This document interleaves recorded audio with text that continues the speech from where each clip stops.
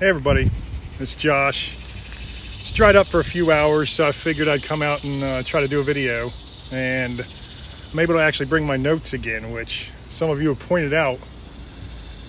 My mind goes in 12 different directions because I never really have a shortage of things to talk about. The problem is I have too many things to talk about, and my brain is always trying to cram them into one. But that's aside the point. So I've got a couple notes out here today, so that hopefully that'll keep me on track. But today I was talking about Luke chapters 14 and 15 and how they get to the heart of brokenness and being lost in life, and how Christ seems to favor those who are lost in life. If you read these two verses, it is Christ going to a big dinner. Now there's obviously his disciples and some other guests and some actual Pharisees there. And when Christ goes in, he heals a man with, they said he kind of had like a distended stomach, like a swollen stomach. And he was asking the Pharisees right before, do you think I should be able to heal someone on the Sabbath? And they were like, well, they didn't really say anything about that. They were kind of silent about that. And he was like, well, if your oxen fell down or your sheep fell down a well during the Sabbath, would you not pull them out? And they're like, oh, you got me there. But the entire dinner was Jesus just going at them one by one. But it was there were some hard verses in there. Some verses a lot of atheists and non-believers like to bring up. One in particular. We always think of Christ as peace and love and gentleness. I've always thought of him as this. Now, that is absolutely what he is. He is love. He is peace. He is gentleness. But in a different verse, I can't remember if it was John or something, he speaks about how he did not come to this world to make peace. He came as a sword. And this kind of gets into the same area when, let's see, what he tells his disciples that you must hate your mother and father, your brothers and sisters, your wife and your children. If you don't hate them, then you can't be his disciple. Now, what does that mean? He said you even have to hate your own life. So, I had it covered hating my own life. I certainly didn't hate my mother and father and my sister and my wife and my children. Now, those were the ones, it seemed like at one point in time, aside from a couple friends and other family, the only ones I loved. I despised the world. But there's also bitter and resentment that builds up too. Now, for someone who has a family who abuses them or is just, assholes to them, that would be okay, no problem, I'll hate him. But you're not examining what he's saying. So why would someone who is preaching love even your enemy, why would he say such a thing? Well, you have to look into context. The verse, like so many others, has endless layers of wisdom within it. to begin with, you must understand the other parables that Jesus is telling during this dinner. Almost all of them were to dispel the disciples and the guests of the notions they had about the kingdom of heaven. He goes into several parables about being lost in life, as I said. The parable of the lost sheep tells of how the shepherd rejoices when finding the lost sheep. And then there's one right after that about the lost coin. It's almost the exact same thing. A woman loses her coin, and she's not worried about all the other coins that she still has. She's searching, and then she finds it, and then she throws a big party saying, "Hey, everybody, I found my coin. Come on, let's all celebrate. And I found my sheep. Come on, let's all celebrate." Does that mean that she doesn't love the other sheep that, or the shepherd doesn't love the other sheep, and this woman doesn't love the other coin, or doesn't appreciate the other coins? That's not what it means.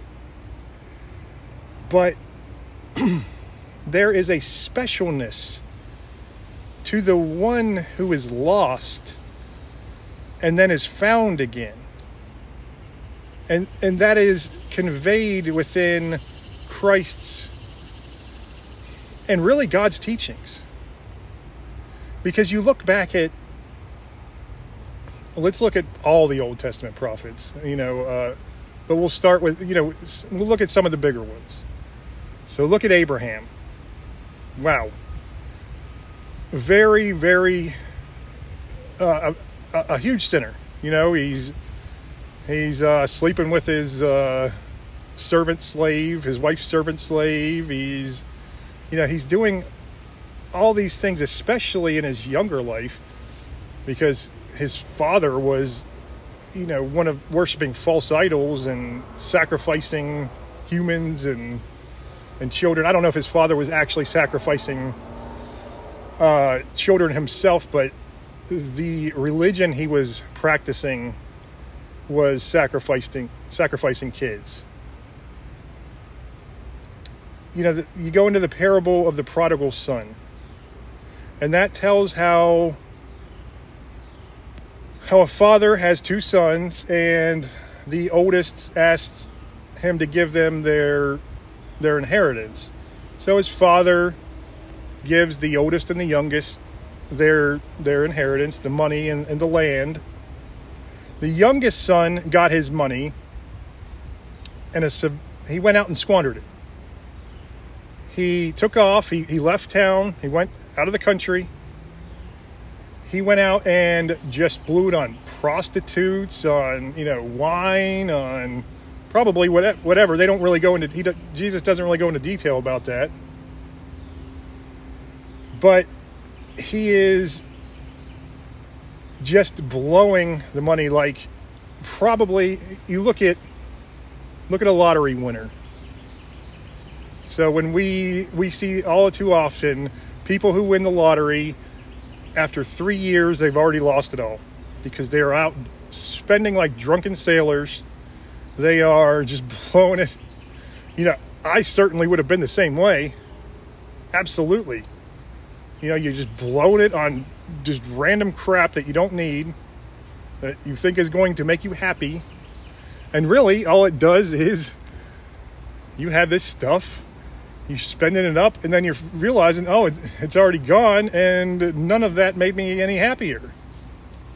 I might have been, I'm sure you were ecstatic when you first won the money, but then you blew it.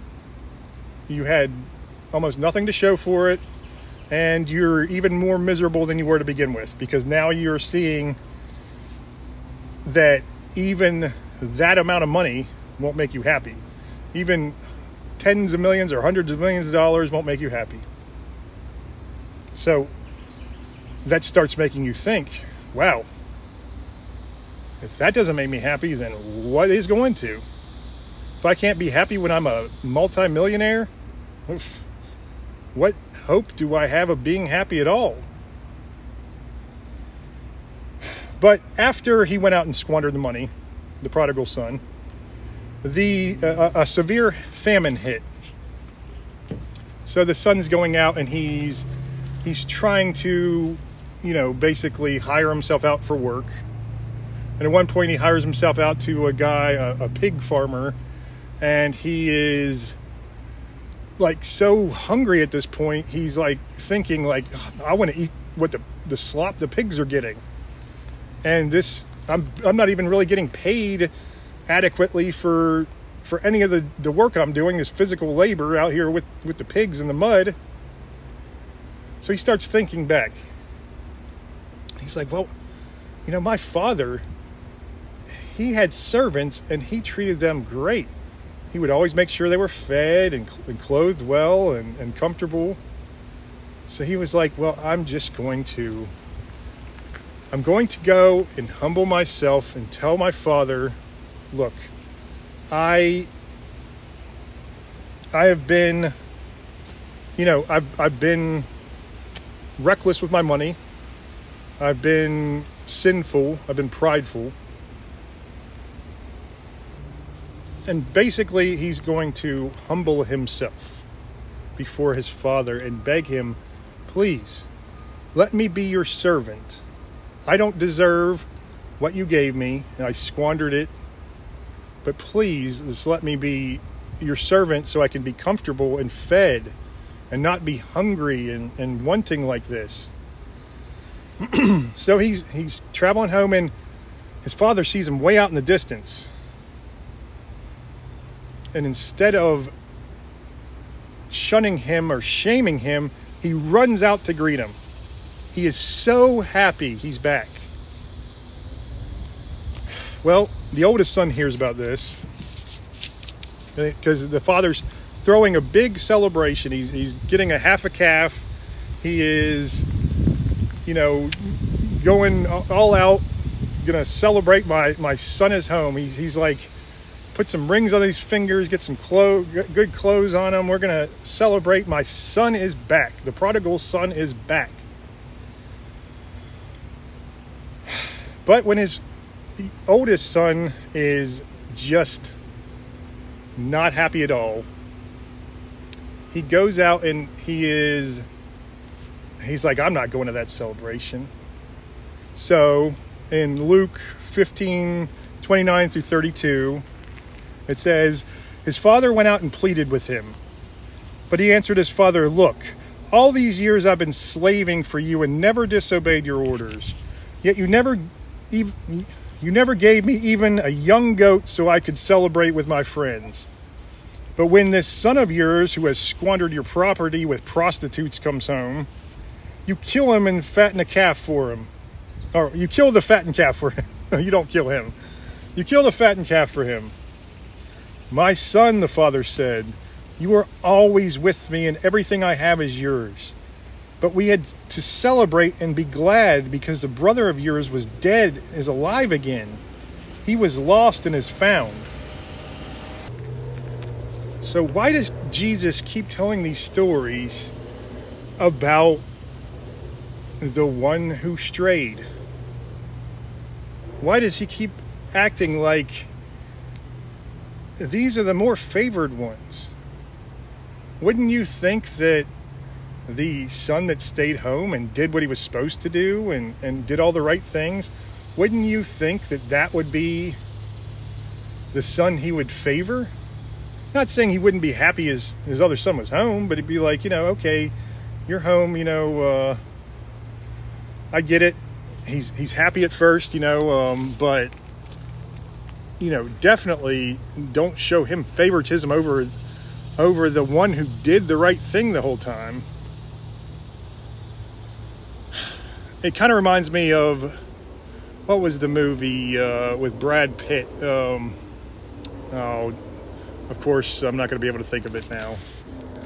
Where Brad Pitt's like in World... Well, if I can think of it, I'll remember. But anyway, yeah, so he seems to always favor these lost souls.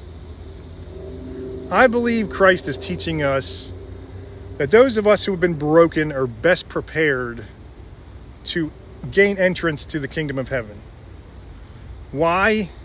Because unless we're Unless we have gone out on that truth quest, unless we have gone out into the world wanting more than anything to make our own way, we don't encounter the true ramifications of our actions.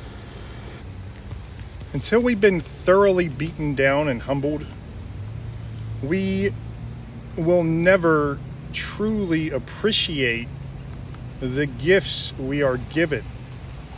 We'll never appreciate what Christ has to give us.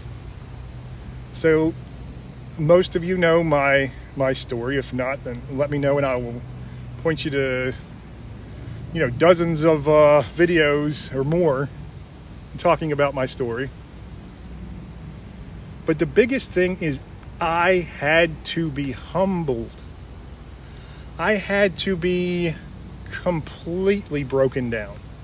Completely. We have to be thoroughly beaten down.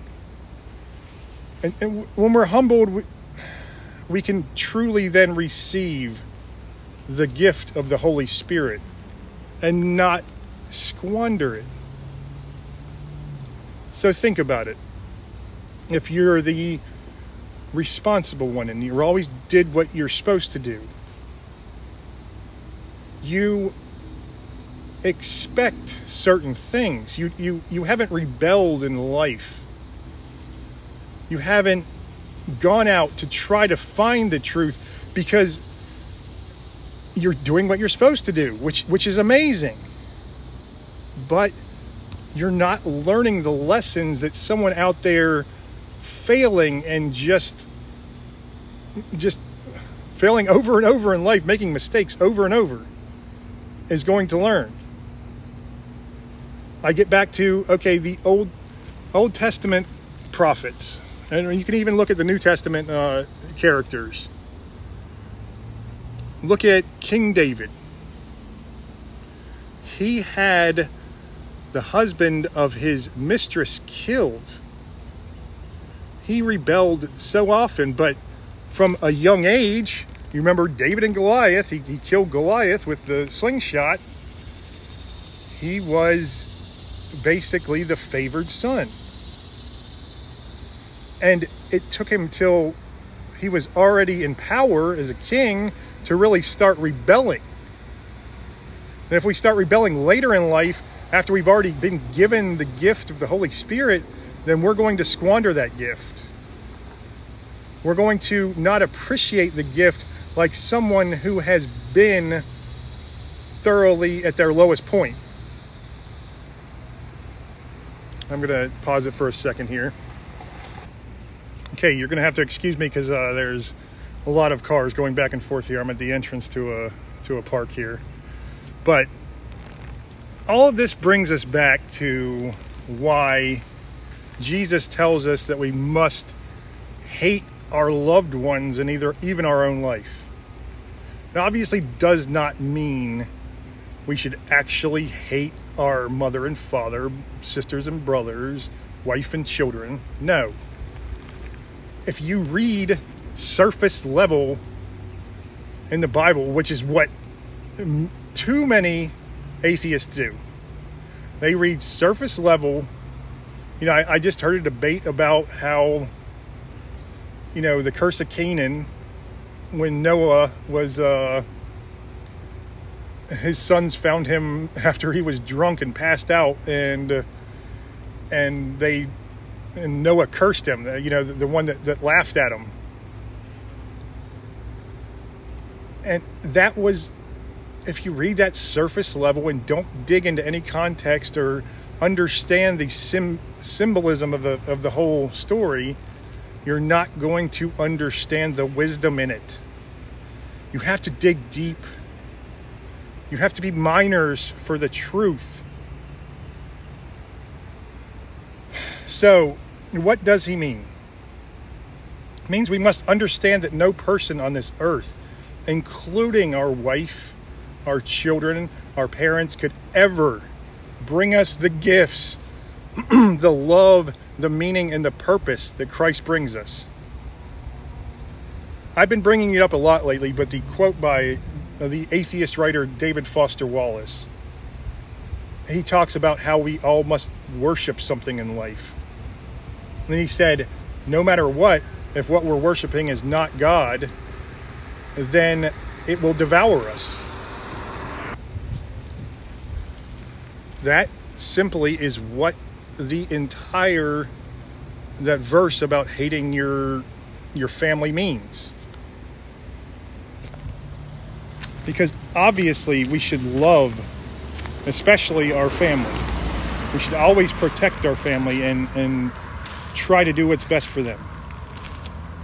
But I'm telling you, you have to not worship them like you worship Christ. And I'll give you an example. Okay. Let's say your whole life, the meaning of your life is for your children. Now, this means a lot to me because this became the only meaning I had in life. The only purpose I had in life was to be their father. So let's say, my children grow up and at least one of them rebel against me. Or they rebel against the world. Maybe they become a serial killer for all I know. It's something that you have no control over, really. I mean, you do your best as a parent, but if you worship them, if you put all of your faith and your trust and your love into them like you do with Christ, it will devour you. Because humans are all fallible. Every single person that you put your faith and your trust into will abandon you or let you down in some way, shape, or form. That's because if you don't have that higher power, the love of Christ to look up to. Because with Christ's love, with the gift of the Holy Spirit, you get to a point where you can love people and you can, I'm not going to say trust them, but it doesn't matter. Because you let it happen the way it's going to happen. So what do I mean? So let's say you live for your wife, right? Let's say you don't have any children, or even if you do, but your entire world, you put your wife on a pedestal and love her more than anything else. Then she goes out and cheats on you. Well, then your life is pretty much worthless, isn't it? What's the point of living at that point when the thing that you loved and treasured the most, the thing you loved the most, completely betrays you?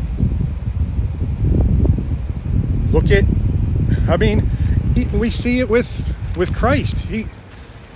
He put his trust in people, in his disciples.